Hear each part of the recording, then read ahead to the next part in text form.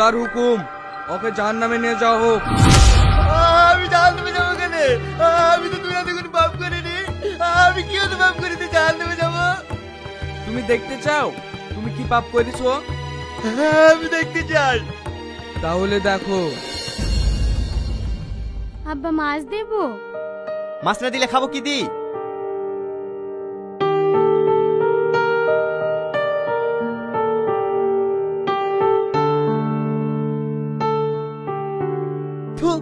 কি তরকারি রান্না করিস?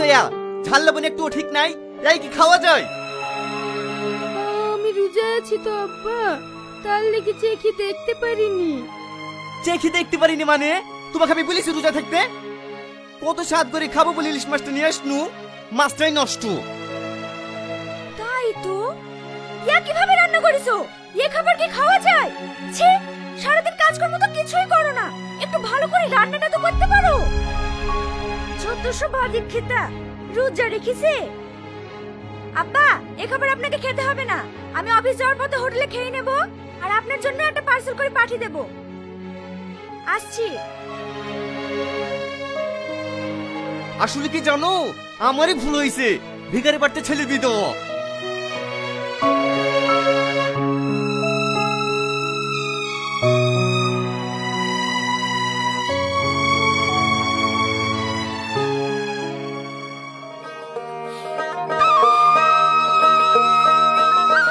বাবু বাড়িতে আছেন?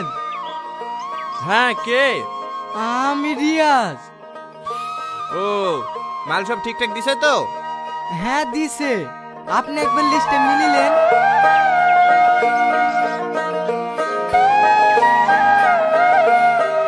আচ্ছা ঠিক আছে, মাল সব রান্না করে রেখে দে।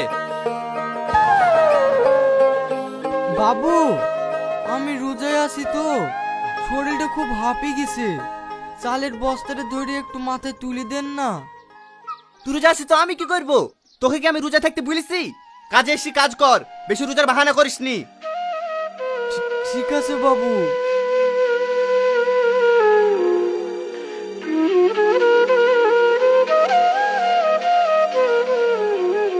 দাঁড়ান চাচা দাঁড়ান, অত কষ্ট করতে হবে না, আমি তুলে দিছি। আসলেই তো ভিখারির বাচ্চা, ভিখারি না হলে কি আর একটা ভিখারিকে হেল্প করে?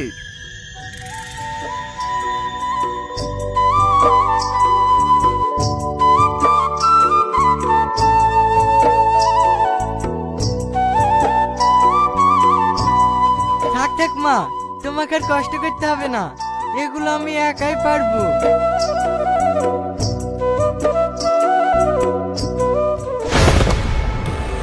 এই ভিখারির বাচ্চা, তুই কি করলি? আমার হাত পিছকে পড়ে গেছে বাবু, আমাকে ক্ষমা করে দেন। কি ক্ষমা করবে? তুই ভাতা দেবের দাম 500 টাকা, তোর মজুরি থেকে তো 400 টাকা কেটে নেবই, আর 100 টাকা কে দেবে রে? না না বাবু, এরকম করেন না, রমজান মাস করে একটা টাকাও নাই বলে রোজা মুখে কাজ করতে এসছে। আমি আপনার কাছে হাজির করছি বাবু, দয়া করে আমার মজুরির টাকাটা কাটেন না, আমার কাজের টাকাটা আমাকে দিয়ে দেন। কিসের টাকা রে? এমনিতে আমার 100 টাকা লস করে দিলি, যা সর।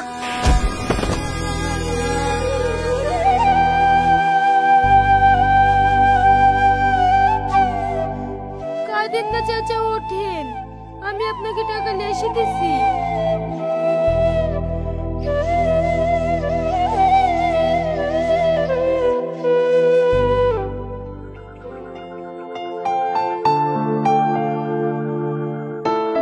আব্বা আব্বা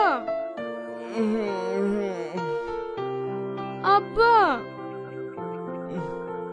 কি হলো, এত রাতে ডাকছো কেনে? আপনার জন্য খাবার লেসছি, আজ শুক্রবার তো, অন্তত আজকের রোজাটা রাখেন।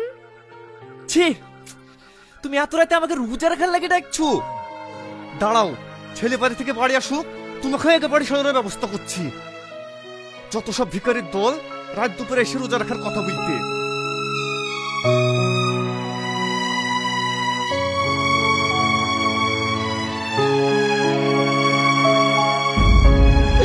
আমাকে ক্ষমা করে দেন, আমাকে আর একটা সুযোগ দেন। আমি যেভাবে করেছি তার প্রায়শ্চিত্ত করতে চাই। ওকে নিয়ে যাও। আমি যাবো না, আমি যাবো না, আমাকে একটা সুযোগ দেন। আমি যাবো না, আমি যাবো না। একটু দাঁড়াও, তোমার পাপ 80% কমে গেছে, আর 20% আছে। আমার পাপ কমে গেছে, কিন্তু কিভাবে? তোমার বৌমার লেগি দেখতে চাও?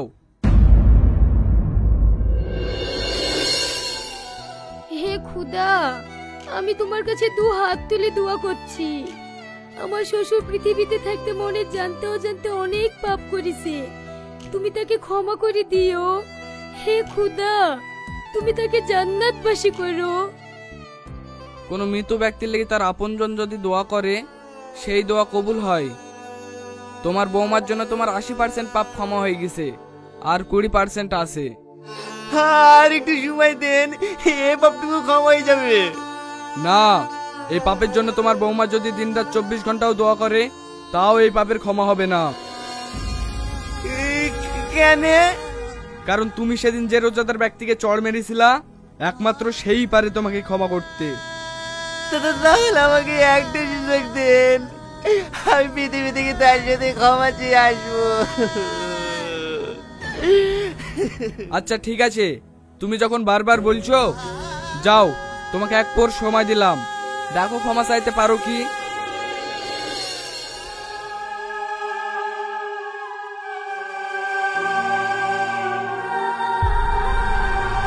সেদিন তোমাকে আমার চড়বার বিশাল অন্যায় হয়ে গেছে, তুমি আমাকে ক্ষমা করে দাও।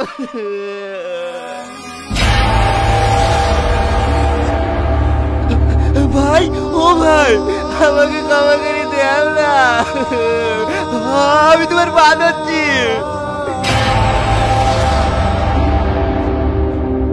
ভাই, ও ভাই।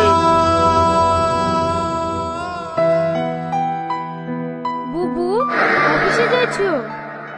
হ্যাঁ, আজ তো শুক্রবার, চলো না সবাই মিলে নামাজ পড়ে একটু আব্বুর লেগে দোয়া করি। আপনজন দোয়া করলে সেই দোয়া কবুল হয়। না না, আমার অফিস আছে, আমি ওসব দোয়াটাও করতে পারবো না, পারলে তুমিই করো গা।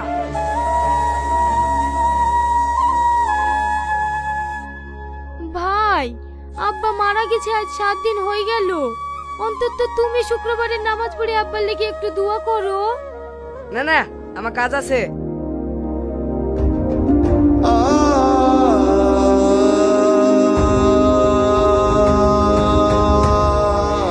থাকো মা, আমার লেগে আর তোমাকে কারো কাছে ছোট হতে হবে না। পাপ যেমন আমি করেছি, সাজা আমাকেই নিতে হবে। কি হলো, ক্ষমা চাইতে পারলে না তো? না, মরার পরে কোনো ক্ষমা হয় না, চলো। আমাকে সেটার মধ্যে ক্ষমা করে দাও, আমি জাহান্নামে যাবো না, আমি জাহান্নামে যাবো না, আমি যাবো না, আমাকে ক্ষমা করে দাও, আমি যাবো না। আমি এগুলো মরিনি, আমি এগুলো বেঁচে আছি। হে খোদা, তোমাকে হাজার হাজার শুকরিয়া আমাকে আর একটা সুযোগ দেওয়ার জন্যে।